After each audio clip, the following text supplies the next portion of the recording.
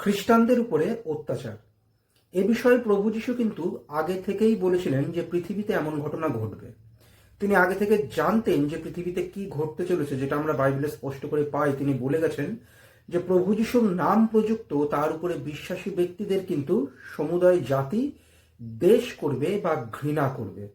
অর্থাৎ এই বিষয়টা খ্রিস্টানদের কাছে কোনো নতুন না যে তাদের প্রতি অত্যাচার করা হয়েছে, কিন্তু এতে কি ঈশ্বর খুশি হন? এতে ঈশ্বর কিন্তু খুশি হন না। আমরা যদি প্রভু যীশু খ্রিস্টকেই কিন্তু মেরে ফেলা হয়েছিল এবং তিনি মৃত্যুর পর তৃতীয় দিবসে বেঁচে উঠেছিলেন। তিনি ক্রুশের উপর থেকেও ক্ষমার বার্তা দিয়েছেন। তিনি তার অনুসারীদেরও বলেছেন যে যারা তোমাদের অত্যাচার করে, যারা তোমাদের প্রতি অন্যায় ব্যবহার করে, তাদেরকে প্রেম করিও। প্রভু যীশু তার বাক্যে বলেছেন তাদের জন্য প্রার্থনা করো। যখন মৃত্যুবরণ করলেন তিনি তখনও বলেননি যে এরা ধ্বংসপ্রাপ্ত হোক, বা তার অনুসারীদের বলেননি যে যারা আমাকে মারছে তাদের গিয়ে তোমরাও মারবে, তোমাদের প্রতিশোধ নিতেই হবে কারণ তোমরা আমার অনুসারী। এমন তিনি কথা বলেননি। তিনি তার অনুসারীদের বা তার শিষ্যদের কখনোই বলেননি যে যারা প্রভু যীশুর নামে বিশ্বাস করে না তাদেরকে গিয়ে অত্যাচার করো, ভয় দেখাও, জোরপূর্বক বিশ্বাসী করাও। এরকম কোনো শিক্ষা কিন্তু প্রভু যীশু দেননি। আমরা প্রভু যীশুর অনুসারীদের উপরে যদি অত্যাচার করা হয়, প্রভু যীশু বলেছেন তাদেরকে প্রেম করো, তাদেরকে ক্ষমা করো, তাদের জন্য প্রার্থনা করো। বাইবেল শিক্ষা দেয় যে প্রভু যীশুতে বিশ্বাসী ব্যক্তিরা অবশ্যই আত্মরক্ষা করতে পারে, প্রশাসনেরও সহায়তা নিতে পারে, কিন্তু বাইবেল বলে যে সমস্ত বিশ্বাস ভরসা ঈশ্বরের উপরেই থাক, কারণ অনেক সময় প্রশাসন সাহায্য নাও করতে পারে। ঈশ্বর তার শাস্ত্রে বলেছেন বা পবিত্র বাইবেলে বলেছেন যে প্রতিফল দেওয়া ঈশ্বরেরই কর্ম। ঈশ্বর কর্ম করবেন, ঈশ্বর মানুষের কার্যের প্রতিফল ঠিক দেবেন, কিন্তু সে যেভাবে আমার প্রতি করেছে আমি সেভাবে তার প্রতি করবো। এইভাবে প্রভু যীশু কখনোই শিক্ষা দেননি যে তোমরা যতদূর পারো মানুষের সহিত শান্তিতে থাকো। বাইবেলে এই কথাগুলো লেখাই আছে। বাইবেল বলে যে প্রভু যীশুতে স্থির থাকো, তিনি যে তোমার মুক্তিদাতা, যিনি তোমার জন্য প্রাণ দিয়েছেন, এই বিশ্বাসে স্থির থাকো। এবং সঠিক বিশ্বাসে ঈশ্বর নিজেই স্থির রাখেন, তিনি ধরে রাখেন তার আত্মা দ্বারা সেই ব্যক্তিকে, এবং মানুষের সাথে তিনি শান্তিতে থাকতে বলেছেন। প্রভু যীশুতে বিশ্বাসী ব্যক্তিরা কখনো মন্দিরও ভাঙতে যাবে না, কখনো মসজিদও ভাঙতে যাবে না। তাদের চার্চ এসে ভাঙলেও তারা নিজেরা কখনো মন্দির মসজিদ ভাঙতে যাবে না, কারণ প্রভু যীশু এগুলো করতে বারণ করেছেন। তিনি অবশ্যই বলেছেন মানুষকে প্রভু যীশুর কথা জানাতে। কিন্তু এই যে খ্রিস্টানদের বিরুদ্ধে একটা অভিযোগ তোলা হয় যে জোরপূর্বক ধর্মান্তরিত করা হচ্ছে, যদি সত্যিই কেউ জোরপূর্বক লাঠিসোঁটার ভয় দেখিয়ে, প্রাণহানির ভয় দেখিয়ে যদি কাউকে যীশু খ্রিস্টের অনুসারী করে, তো প্রথমে যীশু খ্রিস্টই সেই ব্যক্তিকে ধরবেন যে তুমি এই কাজ কেন করেছো, কারণ প্রভু সেই কাজ করতে বলেননি। অনেক ক্ষেত্রে হয় যারা জোরপূর্বক কিছুই করছে না তাদের প্রতি মিথ্যা অভিযোগ করা হচ্ছে, তারা জোরপূর্বক বা লোভ দেখিয়ে এই কাজ করছে। তো বাইবেল এই কাজ করতে বলেও না, প্রভু যীশু এই কাজ করতে কখনোই বলেননি। কিন্তু কেউ যদি স্বেচ্ছায় যীশু খ্রিস্টের শিক্ষা শুনে, তার প্রেম দেখে, তিনি যে মুক্তির পথ দিয়েছেন, যে মানুষ তাকে বিশ্বাস করার মধ্যে দিয়ে আত্মার মুক্তি পায়, এই বিষয়টাকে বিশ্বাস করে স্বেচ্ছায় যীশু খ্রিস্টকে গ্রহণ করে, তাহলে সে গ্রহণ করতেই পারে। আর কারোর যদি মনে হয় যে না আমার এই বিষয়টা মানার কোনো প্রয়োজন নেই, আমার দরকার নেই, তাহলে সে নাই মানতে পারে। এটা বাইবেল বলে। বাইবেল জোরপূর্বক কিছু করার কথা বলেই না, লোভ দেখিয়ে ভয় দেখিয়ে কোনো কিছু করানোর কথা বলে না। সেই ব্যক্তি সেই ক্ষেত্রে স্বাধীন, ঈশ্বর সেই ব্যক্তির বিচার শেষ দিনে করবেন। বাইবেলে যীশু খ্রিস্ট সম্পর্কে যে বার্তাটা, সেটা হলো যীশু খ্রিস্টকে বিশ্বাস করে আত্মার মুক্তি পাওয়া। বিশ্বাস করার সাথে সাথেই সেই ব্যক্তিদের ঈশ্বর তার কাছে নেবেন। প্রভু যীশু তার কথা এটাও বলেছেন, যখন প্রভু যীশুর অনুসারীদের উপর অত্যাচার করা হবে, প্রভু যীশু বলেছেন তোমরা আনন্দ করো, উল্লাস করো, কারণ স্বর্গরাজ্যে তোমাদের পুরস্কার প্রচুর। প্রভু যীশু তো অত্যাচারীদের ক্ষমা করতে বলেইছেন, তিনি তাদের জন্য প্রার্থনা করতে বলেছেন। প্রভু যীশুর নামের জন্য তারা যে অত্যাচার সহ্য করছে এর জন্য তিনি আনন্দ করতে বলেছেন, কারণ এই সহ্য করার জন্য তিনি স্বর্গে অনেক পুরস্কার দেবে। কিন্তু ঘুরিয়ে কাউকে অত্যাচার করার শিক্ষা কিন্তু প্রভু যীশু কখনো দেননি।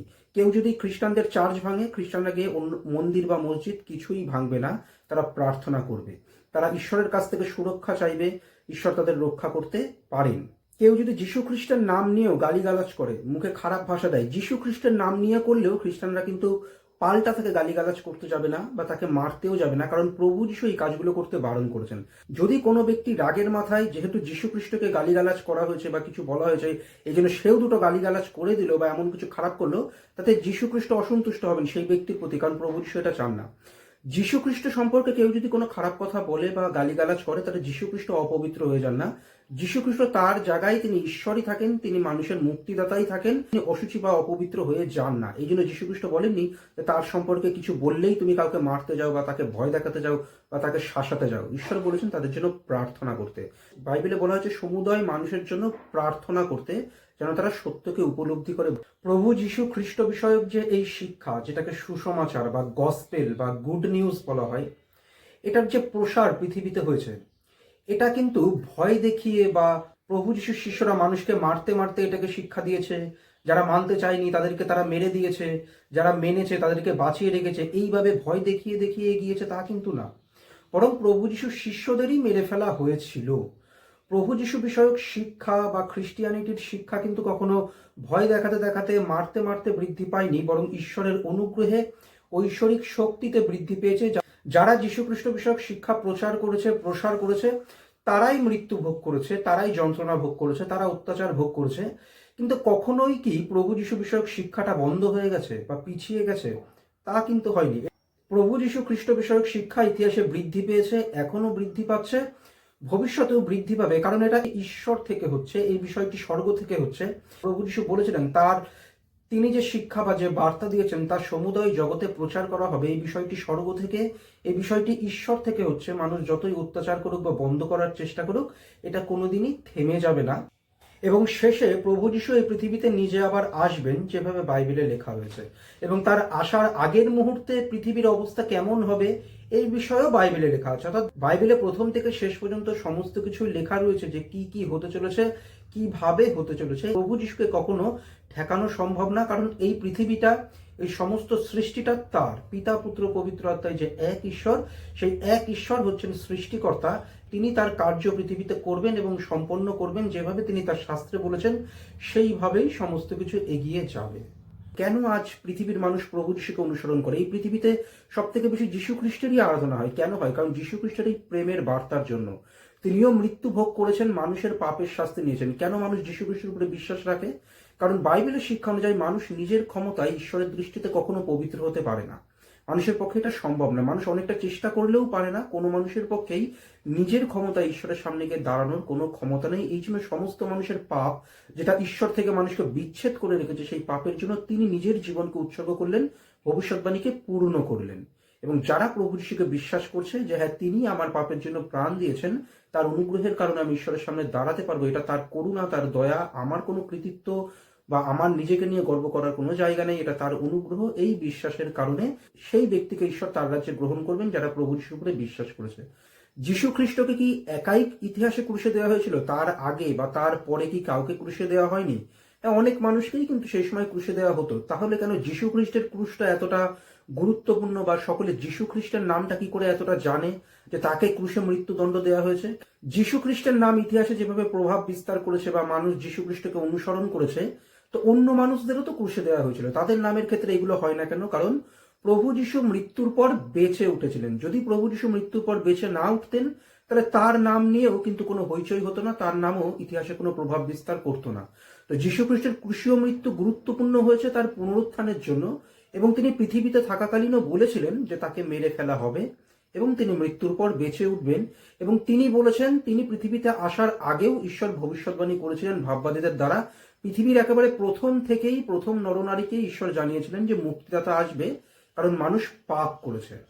পাপ করার কারণে মানুষ এমন একটা অবস্থা এনেছে, নিজেদের মৃত্যুকে এনেছে এবং অনন্ত নরকের রাস্তা খুলে দিয়েছে।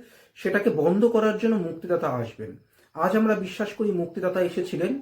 প্রভু যীশু খ্রিস্ট পৃথিবীতে আসার আগে মানুষ বিশ্বাস করত যে তিনি আসবেন। মুক্তিদাতাকে কেন্দ্র করেই মানুষের বিশ্বাস।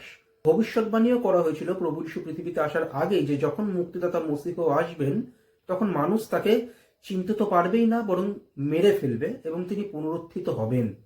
তাহলে প্রভু যিশুর সময়ের মানুষ যারা যীশু খ্রিস্টকে ক্রুশে দিল, তারা কি জানতো না যে ঈশ্বর এই ভবিষ্যৎবাণীটা করেই রেখেছে যে তাকে মেরে ফেলা হবে? তারা এই বিষয়টাকে গভীরভাবে বুঝতোই না যে ঈশ্বর এইভাবে ভবিষ্যৎবাণী করেই রেখে দিয়েছিলেন। তারা ঈশ্বরের নাম জানলেও তার শাস্ত্র সম্পর্কে গভীরভাবে জানতো না। যেমন বর্তমানেও অনেক মানুষ আছে যারা যিশু নাম জানলেও বাইবেল যে সম্পূর্ণরূপে জানে, সমস্ত কিছু খুঁটিয়ে খুঁটিয়ে জানে, তা হয় না। যেরকম তারাও ঈশ্বরের নাম জানতো, জিহোবা ঈশ্বর, পিতা, পুত্র, পবিত্র আত্মায় এক ঈশ্বর, তিনি মুক্তিদাতাকে পাঠাবেন এবং তাকে মানুষ মেরেই ফেলবে। তারা তার নাম জানলেও সমস্ত কিছু জানতো না। তারা হিংসায়, তারা ক্রোধে পূর্ণ হয়ে অন্যায়ভাবে যীশু খ্রিস্টকে মৃত্যুদণ্ড দিল এবং এইভাবে ভবিষ্যৎবাণীও পূর্ণ হয়ে গেল। এবং শিষ্যরা সেটা বুঝতেও পারলো, প্রভু যিশুর শিষ্যরা, যে ভবিষ্যৎবাণী এইরকমই করা হয়েছিল যে তাকে মেরে ফেলা হবে। এবং প্রভু যিশু পিতা ও পবিত্র আত্মার সাথে সমান, কিন্তু তিনি দাসের রূপ নিয়ে এসেছিলেন। মানুষ যেভাবে পিতার সাথে যোগাযোগ করে, তিনিও পিতার সাথে প্রার্থনার মধ্যে দিয়ে কথা বলতেন।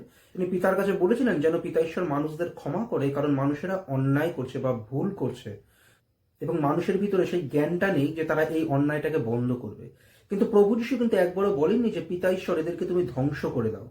তিনি ক্রুশের উপর থেকেও ক্ষমার বার্তা দিয়েছেন। তিনি তার অনুসারীদেরও বলেছেন যে যারা তোমাদের অত্যাচার করে, যারা তোমাদের প্রতি অন্যায় ব্যবহার করে, তাদেরকে প্রেম করিও, তাদের জন্য প্রার্থনা করো। বাইবেলে প্রেম ও ক্ষমার শিক্ষা দেওয়া হয়েছে। সুতরাং খ্রিস্টানদের প্রতি যে অত্যাচার হচ্ছে, এই বিষয়ে খ্রিস্টানদের উদ্দেশ্যে বলবো, প্রার্থনা করুন, প্রভুর কাছে সুরক্ষা চান, এক হয়ে থাকুন, প্রভু আপনাদের সুরক্ষা দিতে পারেন। নিজেদের আত্মরক্ষা করুন, প্রভু অবশ্যই সুরক্ষা দিতে পারেন। উপবাস সহকারেও ঈশ্বরের কাছে প্রার্থনা করুন, ঈশ্বর তার সন্তানদের সুরক্ষা দিতে সমর্থ।